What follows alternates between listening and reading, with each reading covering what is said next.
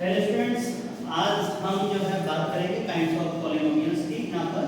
तो ये जो हम यहाँ पर क्लासिफिकेशन देखेंगे पॉलिनोमियल्स का, वो हम बेस्ड ऑन डिग्री देखेंगे। इसके डिग्री के बेस पर हम इसका क्लासिफिकेशन करेंगे।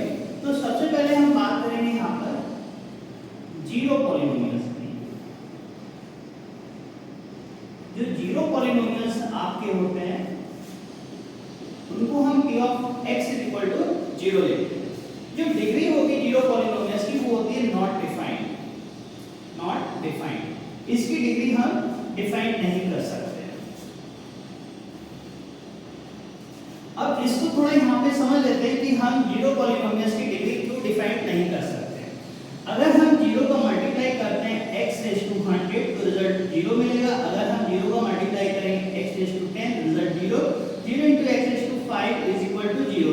तो यहाँ से ये चीज हमको समझ में आती है कि अगर हम जीरो का मल्टीप्लाई करते हैं x to the power any तो रिजल्ट हमेशा हमें क्या मिलेगा, 0 ही मिलेगा। और आपको पता भी है जीरो का जब हम मल्टीप्लाई करते हैं किसी भी नंबर से या किसी भी वेरिएबल से तो हमें रिजल्ट हमेशा 0 मिलता है।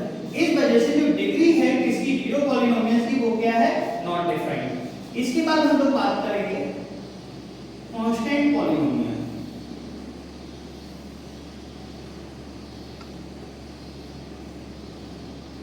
p of x is equal to k और यहाँ पर हमारा k क्या होगा, कोई भी रियल नंबर होगा एक्सेप्ट 0 को छोड़कर हम यहाँ पर कोई भी रियल नंबर लेंगे तो वो हमारा क्या हो जाएगा, कांस्टेंट पॉलिनोमियल्स।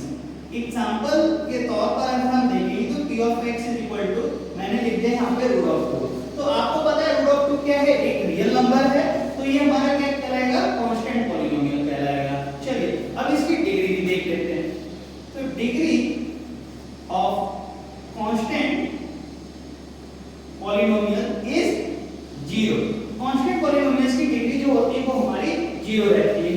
अब आप यहाँ पर देखिए √2 into x to the power 0। आपको पता है कि हम जब किसी भी नंबर्स या वेरिएबल की पावर 0 रखते हैं तो हमेशा हमको मिलता है 1। तो √2 into 1 is equal to √2। तो अब यहाँ से चीज डिसाइड होती है कि जो डिग्री होगी किसकी, कांस्टेंट पॉलिनोमियल्स की, वो हमारी क्या बनेगी, 0 बनेगी। इसके बाद हम लोग बात करेंगे लीनियर पॉलिनोमियल।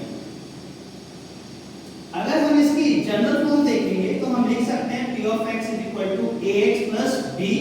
यहाँ पर a 0 नहीं होगा और a और b दोनों ही हमारे यहाँ पर कोई भी रियल नंबर होंगे। एग्जांपल्स के तौर पर अगर हम देखेंगे तो p of x हम लिख सकते हैं 5x plus 4। फाइन। अब इसकी जो डिग्री होगी, डिग्री जो है वो कैसे डिसाइड करते हैं, जो हमारी हाईएस्ट पावर होती है किसी भी पॉलिनोमियल्स की वो डिग्री डिसाइड करती है। तो लीनियर की जो डिग्री होगी वो क्या हो जाएगी, 1 हो जाएगी। यस। और इसके जो नंबर ऑफ, अगर हम बात करेंगे नंबर ऑफ सॉल्यूशन की, तो इसके जो सॉल्यूशन होते हैं वो 1 एंड यूनिक सॉल्यूशन रहता है। अब बच्चा लोग हम यहाँ पर बात करेंगे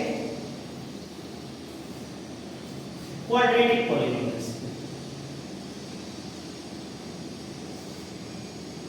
अगर हम इसके बात करते हैं जनरल फॉर्म की तो जनरल फॉर्म हमारा होता है ax² plus bx plus c। यहाँ पर a हमारा 0 नहीं हो सकता है और a b एंड c ये हमारे कोई भी यहाँ पर रियल नंबर्स होंगे। इसके साथ में हम एक एग्जांपल देखते हैं। तो एग्जांपल हम यहाँ पे दे सकते हैं p of x ax² plus 5x plus 9। तो हम यहाँ पर देख पा रहे हैं कि क्वाड्रेटिक पॉलिनोमियल्स वो हमारे होते हैं जिनका हाईएस्ट पावर 2 होगा। तो हम इस बेसिस पे कहेंगे कि degree of quadratic polynomial is 2।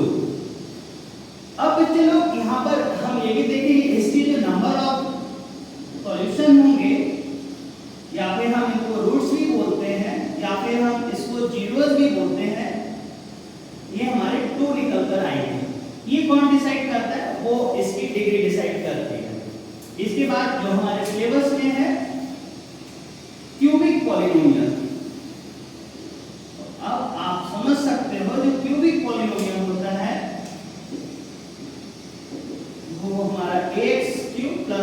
ax square plus cx plus d. Remember, a should not be equal to 0. a, b, c and d all belong to real number.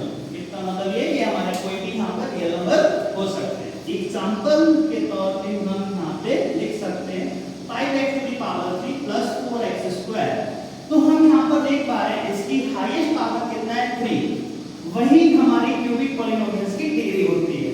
तो degree की बात करेंगे तो डिग्री यहाँ पर बनेगी आपकी 3. जिस भी पॉलिनोमियल्स की डिग्री 3 होगी तो वो क्यूबिक पॉलिनोमियल्स होगा. जिस भी पॉलिनोमियल्स की डिग्री 2 होगी तो वो क्वाड्रेटिक पॉलिनोमियल्स होगा.